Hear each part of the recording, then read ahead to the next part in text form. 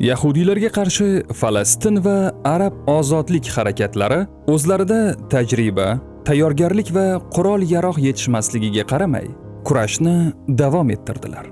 Falastin hududiga faqat kambag'al va zaif yahudiylar ko'chib kelgandi. Boy va kuchli yahudiylar esa Yevropada qolishda davom etdilar. Bu holatdan juda norozi bo'lgan sionistlar bir yechim izlay boshladilar. O'sha paytlarda Olmoniyaning Myunxen shahrida natsistlar partiyasi tashkil topgan edi. Natsistlar Olmoniyadagi yahudiylar ta'siridan norozi bo'lib, yahudiylarga qarshi yomon kayfiyatda edilar. 1922-yil 1-noyabrga kelib esa Turkiya Buyuk Millat Majlisi sultonlikni bekor qilish va xalifalikni saltanatdan ajratish to'g'risida qonun qabul qildi. Shu tariqa 623 yillik Usmoniylar saltanati tugatildi. So'nggi sulton Muhammad VI Vahididdin mamlakatdan surgun qilindi. 1923-yil 29-oktyabrda Turkiya Jumhuriyat deb e'lon qilindi va shu bilan Usmoniylar imperiyasi tarix sahnasidan chiqdi. Turkiyani jumhuriyatga aylantirgan Mustafa Kemal Otaturk unga o'zi rais bo'ldi. 1924-yilda esa Mustafa Kemal Otaturk boshchiligidagi hukumat tomonidan islom xalifaligi rasman bekor qilindi. Falastinlik musulmonlar bosqinchi sionistlarga qarshi kurashni davom ettirayotgan edilar. 1929-yilda Buroq qo'zg'oloni bo'lib o'tdi. Britaniya askarlari bu to'qnashuvlarning katta qismini bostirgan bo'lsa-da, Yevropadagi ko'plab yahudiylar ham ushbu hujumlardan qo'rqqanlari, ham o'zlarining osoyishta hayotini buzishni istamaganlari sababli Falastinga ko'chib kelishni xohlamas edilar. 1931-yilda Irgun nomli sionistik qurolli tashkilot tuzildi. 1933-yilda natsistlarning Olmoniyada hokimiyat tepasiga kelishi hamda Yevropa davlatlarining yahudiylarga o'z eshiklarini yopishi natijasida yahudiylarning Falastinga katta miqyosdagi ommaviy ko'chishi boshlandi.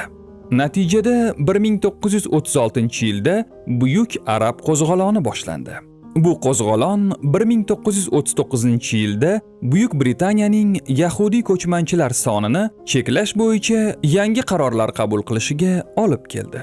O'sha yilning 17-may kuni Britaniya mustamlaka vaziri Malcolm MacDonald Falastinning mandatiga oid hukumat siyosati haqida parlamentga hisobot topshirdi. Bu hujjat tarixga oq kitob nomi bilan kirgan. Unda quyidagi fikrlar bildirilgan. Falastin faqat yahudiylarga yoki faqat arablarga tegishli bo'lishi mumkin emas. 10 yil ichida Falastinda yahudiylar va arablarning yagona ikki millatli davlati tashkil etiladi. Keyingi 5 yil uchun yahudiylarning immigratsiya kvotasi 75 mingni tashkil qiladi. Dastlab 25 ming yahudiyga immigratsiya qilishga ruxsat beriladi va keyingi 5 yil ichida har yili 10 ming yahudiyga, jami 75 ming kishiga immigratsiya qilishga ruxsat beriladi. Bundan tashqari immigratsiya kvotalarining har qanday o'sishi arablarning roziligiga bog'liq bo'ladi. Yahudiylar tomonidan yer sotib olinishi cheklanadi.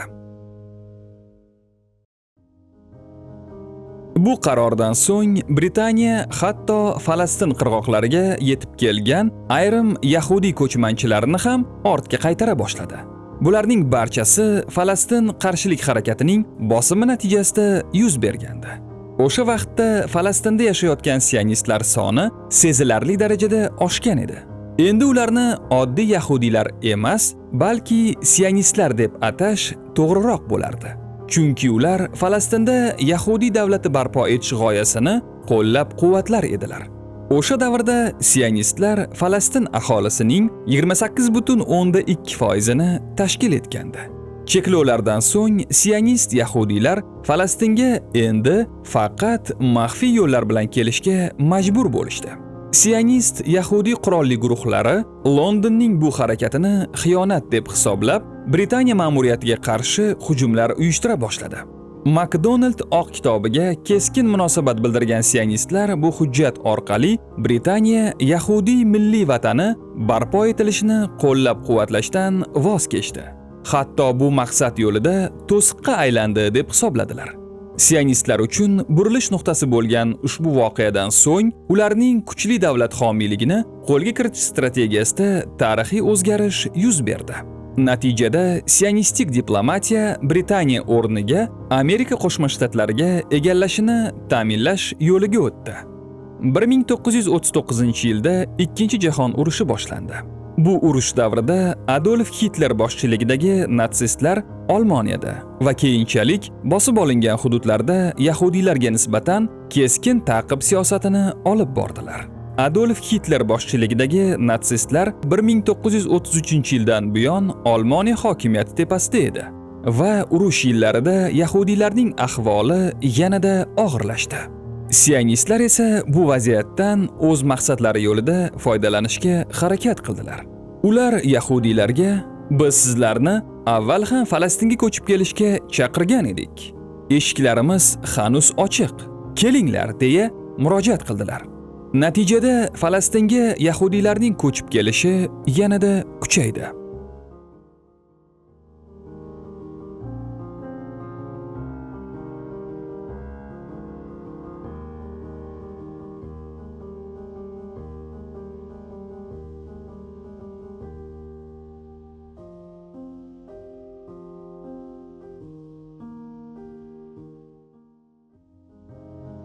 Britaniya hukumati sionistik qurolli guruhlarni nazorat ostiga olishga va shu orqali Falastinga Yahudiy ko'chmanchilar oqimini ma'lum darajada cheklashga harakat qilgandi. Bu holatdan g'azablangan Hagana va ayniqsa Irgun kabi sionistik tashkilotlar o'z vaqtida ularni Falastinga olib kelgan va qurollanishlariga imkon yaratgan Britaniyaga qarshi qurolli amaliyotlar uyushtira boshladilar. 1946-yilda Irgun tashkiloti Quddusdagi Shoh Dovud King David Hotel nomli mehmonxonasini portlatib yubordi. Mehmonxonada britaniyaliklar ham bo'lgan. Portlash oqibatida ko'plab insonlar halok bo'ldi. Jumladan inglizlarning hammasi halok bo'lgan. Ular britanlar ko'chmanchilar sonini shunchaki bir oz kamaytirganlari uchun o'ch olishadi. Ushbu voqeadan so'ng Britaniya Irgunni terrorchi tashkilot sifatida baholadi. Tashkilot yetakchilaridan biri Menahem Begin edi. U keyinchalik Isroil davlatining bosh vaziri lavozimiga keladi. 1947-yilda Falastin qirg'oqlariga yetib kelgan Yahudiy qochqinlarini ko'rishingiz mumkin. Ular kemalardan biriga quyidagi mazmundagi plakatni osib qo'ygandilar. Nemislar bizning oilalarimizni vayron qilishdi. Iltimos, bizning umidimizni vayron qilmang. Bu yerda bir jihatga e'tibor qaratish lozim. O'sha paytda Falastin Britaniya mandati ostida edi. Yahudiy ko'chmanchilar nega bunday plakatlarni yozishga majbur bo'ldilar? Boshidanoq ularning Falastinga ko'chib kelishiga imkon yaratgan, bu jarayonni siyosiy va ma'muriy jihatdan qo'llab-quvvatlagan britanlar uchun plakat osishmadi. Agar Britaniya bo'lmaganida, sionistik loyihaning amalga oshishi ancha mushkul bo'lar, balki boshidanoq muvaffaqiyatsizlikka uchrash ham mumkin edi. Yahudiylar yozgan bu plakatning boisi Falastin muqovama, ya'ni qarshilik harakatlariga edi. Oramizdagi sionizmni qo'llab-quvvatlayotganlarga keladigan bo'lsak, Venada chop etilgan Der Judenstaat, Yahudiy davlati nomli ushbu kitobni ko'rsatishimdan maqsad sionistlar sizlarni qadr-qimmatsiz bir chumolidek ko'rishlarini va sizlarni ham yo'q qilish rejasida ekanliklarini tushuntirishdir. Ularga qanchalik yoqishga urinmang, ularning qarshisida qanchalik bukilmang. Ular uchun siz hech kimsiz. Sionistlar faqat sizlarga bunday ko'z bilan qarashmaydi, balki bizlarning barchamizga, hatto ularga moliyaviy va qurol-yarog' bilan yordam berayotgan masihiy g'arbga ham shunday qarashadi. Ularning tamoyillari shunday. Shu sababli iltimos, inson sifatida biroz o'z qadr-qimmatingizni va g'ururingizni saqlashingiz kerak. Bu yerda hali din yoki vatan tuyg'usi haqida gapirib ham o'tirmayapmiz. Sionistlar 1896-yildan beri shunday rejada. Buni Herzlning o'zi yozib ketgan. Kelib chiqishi yahudiy bo'lgan David Ben-Gurion Britaniya armiyasida xizmat qilgan va 1917-yilda Falastinga kirib kelgan harbiy bo'lishiga qaramasdan, keyinchalik Hagana, Irgun, Ha-Shomer, Lehi, Bar Giora va boshqa qurolli tashkilotlarni qo'llab-quvvatladi. Bu tashkilotlarning faoliyati yer yuzida fasod, buzg'unchilik, terror uyushtirish, o't qo'yish hamda qatliamlar amalga oshirishdan iborat edi.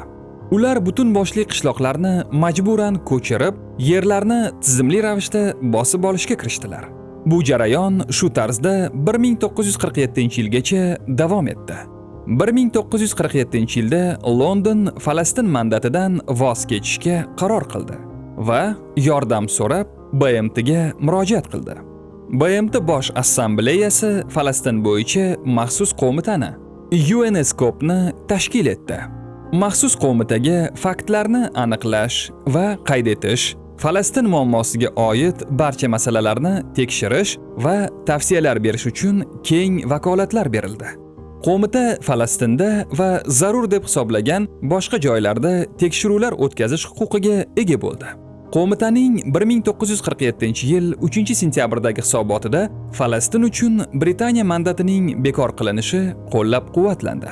Shuningdek, Falastinni arab va yahudiylar yashaydigan ikkita mustaqil davlatga bo'lish rejasi qabul qilindi. Quddus esa xalqaro shahar maqomini olishi kerak edi. Xaritada ko'rsatilgan yashil hududlar arab davlatiga, ko'k hududlar esa yahudiy davlatiga tegishli bo'lishi kerak edi.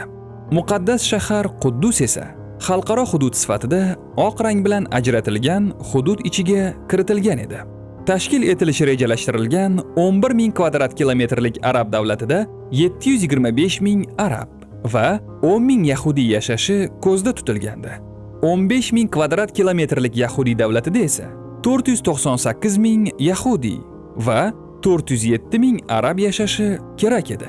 Quddusda esa aholi taxminan teng taqsimlangan bo'lib, u yerda 100,000 atrofida arab va 100,000 atrofida yahudiy yashashi nazarda tutilgandi. Aslida sionistlar ham bu rejani barcha jihatlari bilan ma'qullamagan edilar.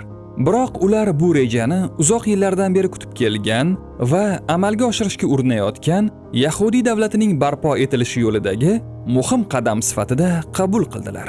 Arablar esa ushbu rejaning amalga oshirilishiga yo'l qo'ymasligi uchun zarur bo'lsa urush qilishga ham tayyor ekanliklarini e'lon qildilar. Mandat boshqaruvi davrida davom etgan arab-yahudiy mojarosi BMT qarorlari bilan yanada murakkablashib, yechimi qiyinlashdi. Bosh Assambleyaning Falastinni bo'lish to'g'risidagi qarori muammoni hal qilmagan bir paytda Buyuk Britaniya 1948-yil 15-may kunidan boshlab mandat boshqaruviga barham berishini e'lon qildi.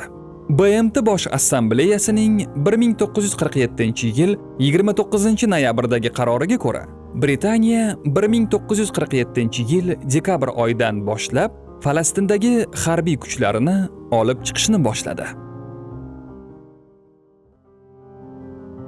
Falastinliklarda yetarli resurs yo'q edi.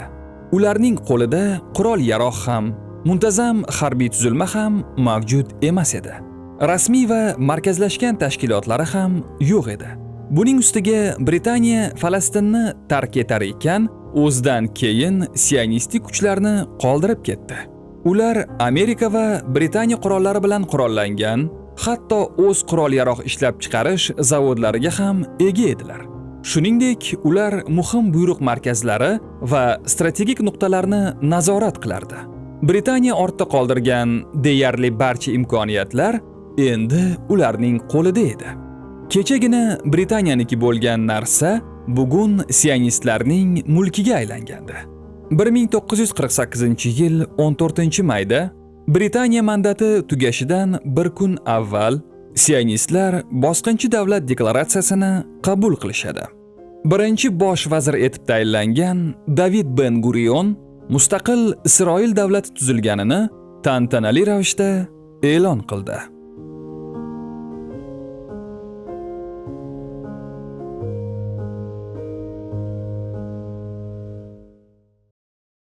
Videolarimiz ko'proq kishiga yetib borishi uchun obuna bo'lib, do'stlaringizga kanalimiz linkini tarqatishingizni va videolarimizga like va izoh qoldirishingizni iltimos qilib qolamiz. Kanalimiz rivoji uchun o'z hissangizni qo'shing. Videolarimiz sifatli, tez va doimiy qo'yib borilishi uchun homiylik qilish orqali bizni moliyaviy jihatdan qo'llab-quvvatlang.